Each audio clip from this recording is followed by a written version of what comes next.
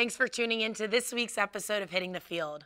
I'm your host, Jessica Herman, and today we'll be talking about a few different topics, starting off with some UCF basketball, and then, of course, we'll be breaking down the NFL playoffs. Don't go anywhere because we'll be right back after this.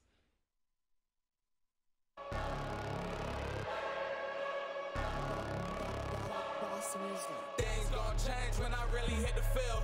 Undefeated chance, man, you know what's the deal. Tryna find a kid, I'm in the field doing drills. Boy, you just a sucker, you ain't never keep it real. 3 rings in my hand, I'm a warrior to the max. When I hang it up, they gon' have to give me plaques. Step up in the building and I only bring the facts. When I make a highlight, they gon' replay, run it back, okay? Always locked in, now I don't got time to lax.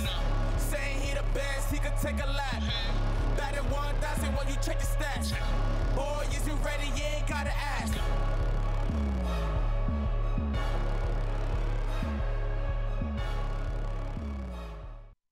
Welcome back to another season of Hitting the Field.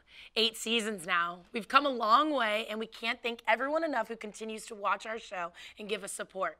We have a special season in store for you, and we can't wait to share with what we've been creating in the lab. Let's get it started, shall we? Joining me at the desk right now is his 3rd season of the show, Armond Sarduy.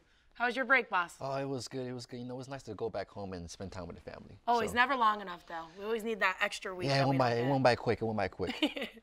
All right, well, we'll kick things off with some UCF hoops. The men's basketball team is off to one of its best starts in program history, going 13-2 in their first 15 games of the season, including winning a physical game against ECU yesterday. Armand, how much has depth been a factor in their hot start, and how much has to do with it?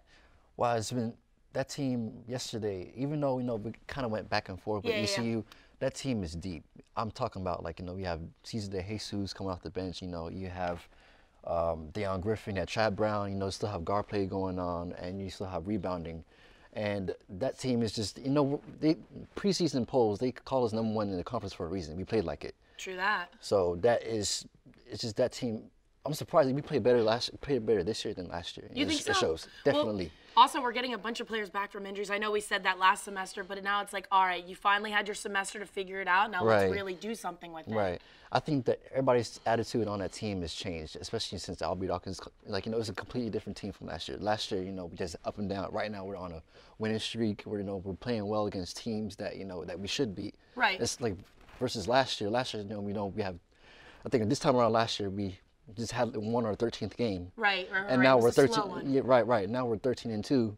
Going, you know, playing Houston next, and they're like, they're ranked, they're scared. Right, I know, you get chills, you're like, oh, here we go. Right. So, but this team is deep. I think, you know, we have the talent to make it deep into the not deep to the March Madness part, like round 32, round 16, Sweet 16. A start is a start. You got to have a stepping stone somewhere, and I'm cool with it being there. Alrighty. The Knights continue to hang their hat on the defensive side on the ball. They only give up an average of 63 points per game. Meanwhile, the offense hasn't quite found their groove just yet. Armand, can the defense continue to carry the offense, and what does the offense need to improve on? The defense is looking really well. We average about 6 steals per game and 5 blocks. The only thing I had to say about the offense is that we need to do more offensive rebounds, because when we play UConn has 17 offensive rebounds and we had 0. Wow. So we need to do better in that department. Okay. Besides that, the offense is looking really well. I think we need to attack the basket more because our 3-point shooting is not really up to par. I agree with you on that. So I mean, we need to attack the basket more, go down low more, because we had the bigs to do that. We had the length. Alford Dawkins. Right. I was just going to say, Coach Dawkins said we need Taco to do Fall, and we have BJ Taylor. He's the inside-out game, and Chad Brown. He's a good rebounder. Yesterday when I was watching the game, he was got a lot of offensive rebounds. He needs to do that more, definitely. And then I think we have a better chance of winning the games. I'm excited to see it. Now, we can't move on without talking about the ladies. The team has also had one of their best starts in program history, starting the season at 13-2. They are currently in first place in the American Conference. They're even ahead of the almighty UConn Huskies. Armand, talk about the type of impact that this team has made on UCF. The girls' team is just wow. It's like, literally wow. When you're watching the game yesterday, it's like, it sounded like, the boys were playing. And that's how big it is. Like, KK Wright, she's just flat out amazing. She brings so much energy to the crowd. Would you say she's only a junior, correct? She is only a junior. She has one more year with us, and then that's it. But yesterday's game, when she hit that layup, with 5 seconds left to go, it was like wow. You love to see it. If she was on any other, if she was on UConn, I think she'll do really well. I'm glad we got her. Yeah. I'm glad we snubbed her.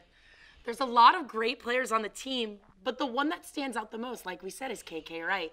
In yesterday's game against Cincinnati, Wright scored 25 points, including the game winner to lead the Knights to come from behind victory. Talk about our success, Armond. And who's the second player to go on the squad that you think is best next? Yeah, I think, she's averaging like, 19 points a game, 4 rebounds, 3.7 assists. She's doing really well right now, and it showed yesterday. She's a leader on the team, you could tell. And she took over the game yesterday. She had 25 points. The second person on her team her second fiddle, I guess to say, the Batman to her Robin, is Kayla Thickman. She's averaging 9 points per game and averaging, I think, 3.7 assists per game. We got a squad this year. Yeah, but I think when she played against Memphis, she scored 20 points a game, and when we played at USF, she scored 13 points per game. Yesterday she didn't really play that well, but that's just one game. Right. But she's definitely up. And then the only thing that's so sad about it, she's on her way out. She's a senior, so You take wins, you take losses. Right. So, but we have a squad though, so we got some players in the background that'll make their name when it comes to. Yeah, like Masini Kaba, she's a sophomore. She's averaging 8.2 rebounds a game and she's averaging 8 points per game, and 6 rebounds a game. And she's only a sophomore. She's 6'3". She's tall, so. I love it. Yeah. Well, that's all the time we have for UCF. But when we return, we'll dive right into the playoff action in the NFL. Stay tuned.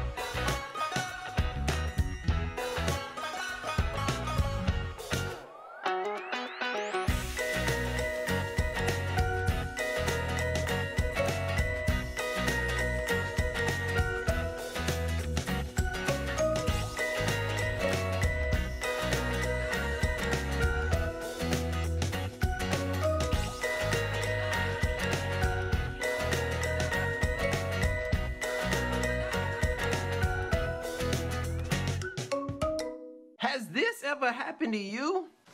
Hey Sandra, I got you these. Chocolates? What are we, 12? Oh, Sandra, I have this little boy crush on you. Those are gonna give me diabetes. Boy, bye.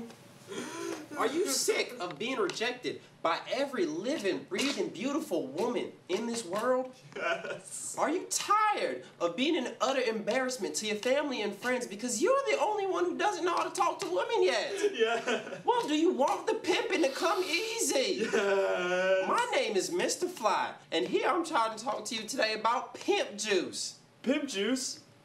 What is it? Just drink it. Damn.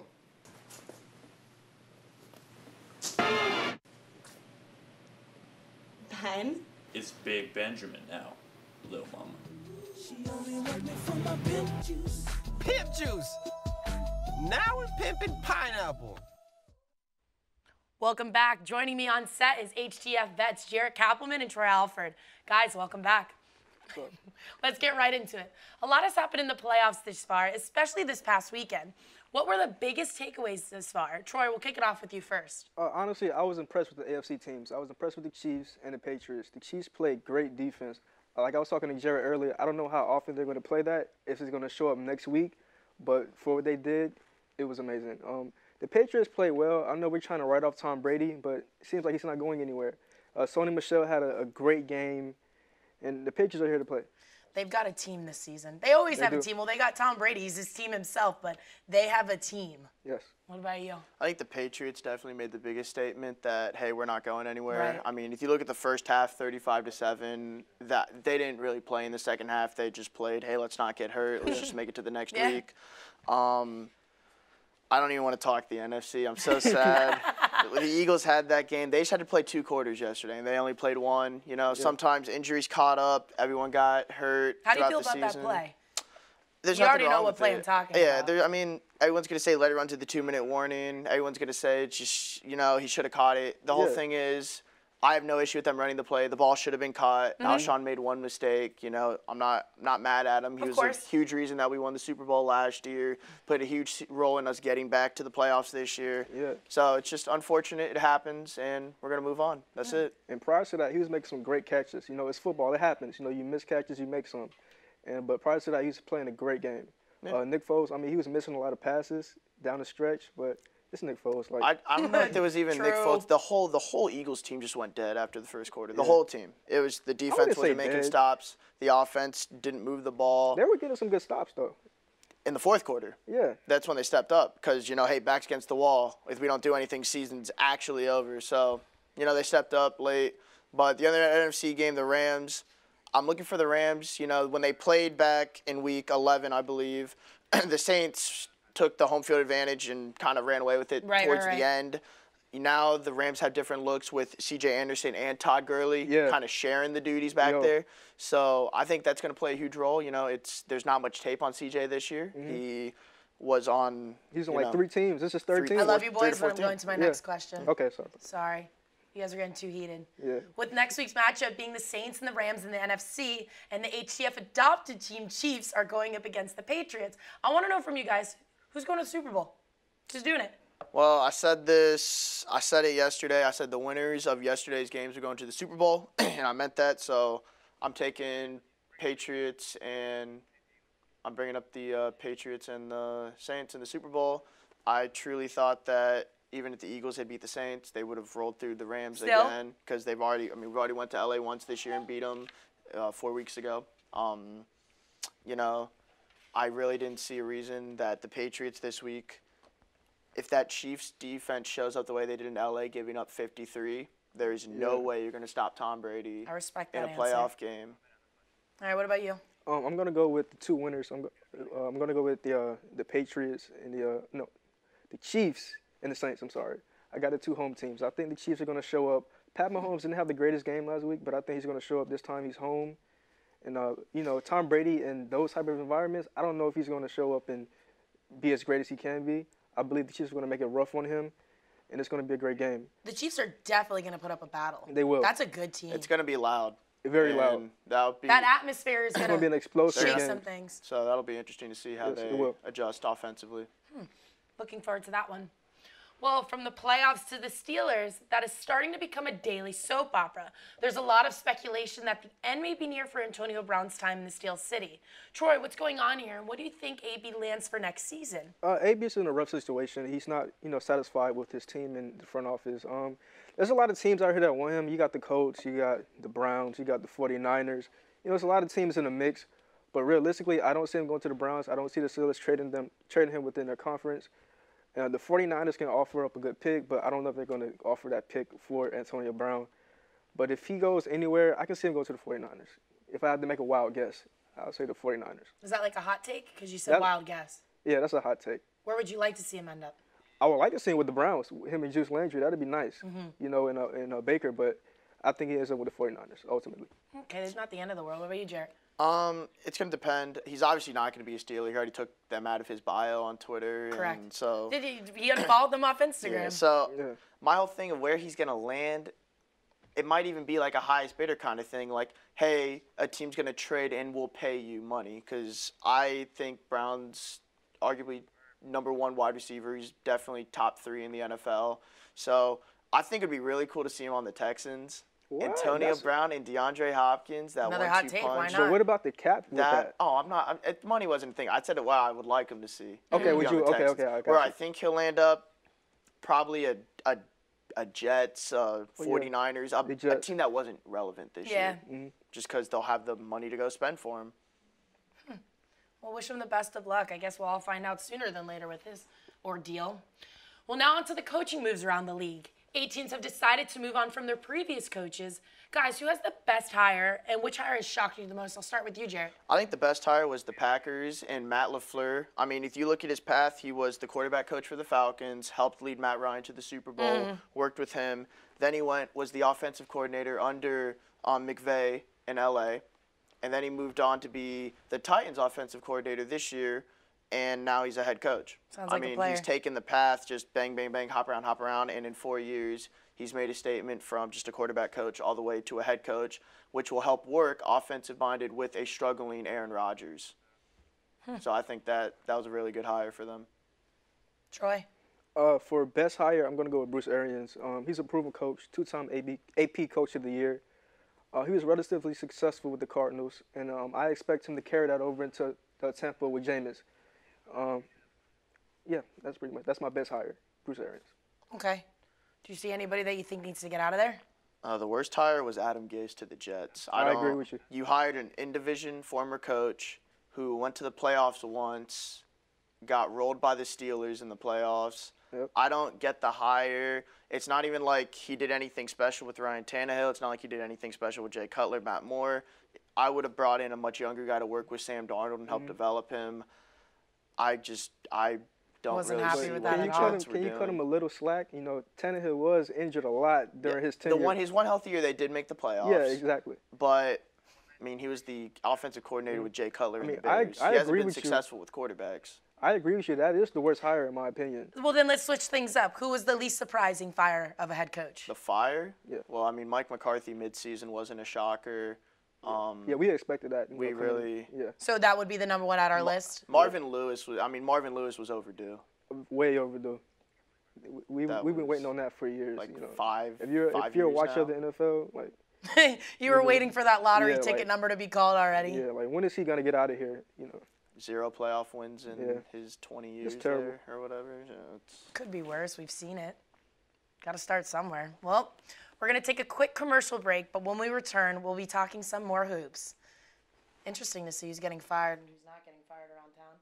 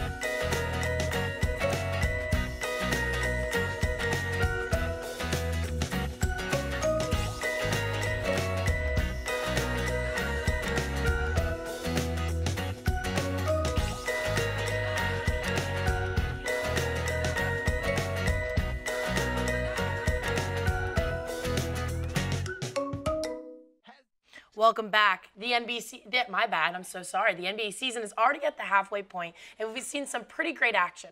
However, business will begin to pick up as the already loaded Golden State Warriors will be getting back one of the best centers in the league from injury, DeMarcus Cousins. Cousins averaged about 26 points, 12 rebounds, and 6 assists last season before tearing his Achilles. Troy, what kind of impact will Boogie have for the Warriors this season and the rest of the NBA? I believe overall, DeMarcus is going to have a great impact on the Warriors offensively. The question is going to be his defense. You know, can he stretch out? Can he get to the perimeter? But offensively, Boogie is a great passer. He can score in the paint. He can stretch out and hit a three. And the Warriors, that's all they need, you know. And he's going to be a great spark for their team. You know, we all know that throughout the history of the NBA, championship dynasty teams start declining as they get to the end of the run. Boogie's going to be a fresh start for this Warriors team. You think so? Yes, and I believe he's going to be a great addition. And for the rest of the league, only time will tell. We have to see how that turns out, how the play goes, and how they adjust to Boogie being on that team. Right. So it's one of those things where, like, once he comes in, they're going to find their groove? Yeah, I believe so. Okay. What about you, Jaret? My whole thing with Cousins is going to be he hasn't ever really played around superstars. He played a little bit with Anthony Davis before he got hurt. My whole thing is going to be how do teams react? Because now they have five all-stars on their team. Yeah. If you don't watch basketball, you know their names, I'll tell you So that. The think whole it's gonna be thing like a- is like an you ego can thing? see teams like the Thunder last year. They added Melo, so you had Melo, Westbrook, and George. Sometimes teams don't click when you have too many superstars that want the ball in his hands. It's going to be like come down to Cousins. Like I don't think Cousins is going to be that guy that's going to need the ball in his hands every single possession. Yeah. But that's just going to be my whole thing is it just going to click if it's going to have that natural flow? Because it's also tough to throw someone in the system after the All-Star break. And I don't see think if it it'll happen clicks. overnight, I'll tell you that. It might be rough. They might even lose. Hey, they might lose 5 out of their next 10 when he comes back. Yeah, because it's all an adjustment, you know. But I think, like I said, Boogie's a great passer. That depth, yeah, I think it'll really help him. Wow. From KD's current team to his former team in the OKC Thunder, Russell Westbrook is averaging a triple-double a game for the 3rd straight season, but that's not the big story here. Russ is having by far the worst shooting performance of his career. Jaret, is he Russ? I'm sorry, I can't even talk today. Is he Russ? Stat hunting over here. I've always been a fan of Russell Westbrook, so there might be some bias here, but I truly think he's just got that mindset of he's got to do everything himself. So I don't know if it's really stat hunting. It might appear as stat hunting to the rest of the league, but I think it's just Russ's way of saying he's got to be the one in control. He's got to be the one to get it done. I mean, he's shooting, what, 30 times? Is he doing it the correct way? Probably not. Okay, I was about to say. Yeah. Because he's not going to get many people that want to play with him. Exactly. But people are going to become stingy. What, 30 shots a night about? Yeah, 25 shots. Like, look, Russ is an all-time great athlete. All-time great. All-time great point guard? No. Is he stat hunting? Yes, there's tape. I wouldn't say his game is based around stat hunting, but there is tape, and if you watch it with the naked eye, you can see him passing up open shots to make the pass, him leaving his man to grab a rebound. You can see those types of things. But in the midst of that, is he playing legit basketball? Yes, he is. Okay. But I do believe on certain nights, he's stat padding. Do you think it's awkward in the locker room on those certain nights? No, because I believe I believe they genuinely like Russell Westbrook and like playing with him, like being with him. So I don't think it's any negative aspect to it. Because we also got to remember that they're humans too, and these players can say something if they are feeling some type of way about somebody's play. Yeah. So, all right, well, moving on to the East, Jimmy Butler hasn't been with the 76ers for 3 months, and he's already starting issues. There's a report that he wants the offense to run a more pick and roll, and even got heated with Sixers coach Brett Brown. This is now the 3rd team that he has been acting some type of way. So my question to you guys is he worth the trouble? Troy, what do you think? Is he worth the trouble? Yeah, I mean, Jimmy Butler's an all-star caliber player, and you want to have those all-stars on your team because you want to get to the next level, that being the finals. So you got to have the mindset to be able to control Jimmy Butler or communicate with him in an effective way to the benefit of your team. Right. So is he worth the trouble? I mean, if you want to win and you believe you can handle him, go for it.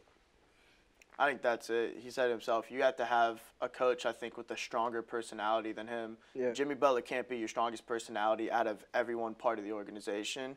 And I think that was the issue with the Timberwolves was he had the most open mouth. He had the biggest personality.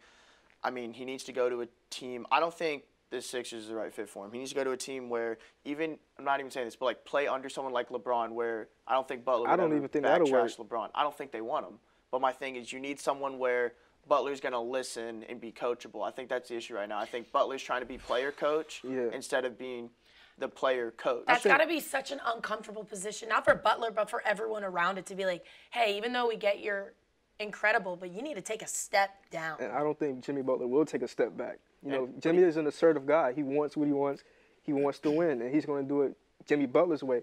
That's why I tell you. Is he allowed to do that, though? It's the Butler way or the highway right now. And, I mean, his stats aren't even – they're nothing. I mean, he's putting up 19 and 5 and 5 a game. I mean, it's normal numbers. He's helping out the Sixers. But it comes down to, again, last shot. Like, look at the Celtics, for instance. Hayward took the last shot the other day. Kyrie looked frustrated. No, Tatum. I think Tatum took that last shot. No, Hayward took it. That was terrible. Against the Magic? It was Hayward. Magic. Yeah, fade away. No, it was a Tatum. It was a mid-range pull-up last night. No, it was Hayward in the corner. I'm telling you, it was Jason. Okay. Here we go. I watched the game. I thought I saw Tatum. But it's the whole thing of anyways. Butler needs to have the last shot. That's the thing. Like, if you looked at the Heat, LeBron, Bosh, or Wade could have taken the last shot. So. Okay.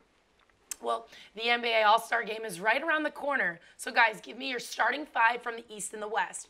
Jaret, why don't you begin for me? Well, in the West, I'm going to take LeBron, obviously. I have to take Curry, obviously. Have to take Durant. Obviously. And that's given.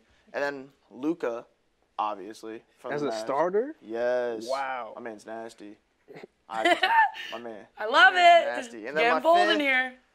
Man, I'm missing. It could be anyone, honestly. East, and then the East. It could be Wade, Giannis, obviously, and then You got Kawhi. Kawhi for sure. Joel Embiid, Jimmy Butler. Jason Tatum, Kyrie Irving. Let's get Jimmy Butler up in there as well. Yeah, he's still an all-star caliber player. What about you, Troy? As far as the West, I got to go Steph, James, LeBron, KD. Oh, I forgot Harden. Yeah, KD and Anthony Davis. And then for the East, I'm going to go Kyrie, Kawhi, Giannis, Joel. And it's kind of weird because you got to take Wade. It's his last year. Not as a starter though. Yes. Like he can come off the bench. Like Kyle Lowry. There's a lot of young guys coming up, so it's kind of difficult to name someone like. But yeah, that'd be my starters. I hope Ben Simmons makes the game. Yeah. And attempts a 3-pointer. And I don't know. He's just. That'll be the only time he'll do it at an All-Star game. Because in a real game, he would not take a 3-pointer. Was he 0 for 11 in his career on 3-pointers? Yeah, he's terrible. He can't even shoot a mid-range shot. That's crazy. I love all the videos on Twitter where they go crazy when they see Ben Simmons in practice. It's coming at him. It's just awesome because he has. I might have a better jumper. Troy has a better jumper than Ben Simmons. I definitely think I do have a better jumper than Ben Simmons. Sorry, boys, I don't think so, but I'll leave that for the real critics. You should have hooped on Friday. Anyways, that's all the time we have for the NBA, but we will return and I'll have my night vision. Stay tuned. Yeah, right. You balling out there? Has this ever happened to you? Hey, Sandra, I got you these. Chocolates? What are we, 12? Oh, Sandra, I have this little boy crush on you. Those are gonna give me diabetes. Boy, bye. Are you sick of being rejected by every living, breathing, beautiful woman in this world? Yes. Are you tired of being an utter embarrassment to your family and friends because you're the only one who doesn't know how to talk to women yet? Yeah. Well, do you want the pimping to come easy? Yes. My name is Mr. Fly, and here I'm trying to talk to you today about pimp juice. Pimp juice? What is it? Just drink it. Damn.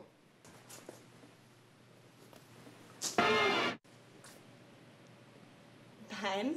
It's Big Benjamin now, little mama. Pimp juice. Now we're pimping pineapple.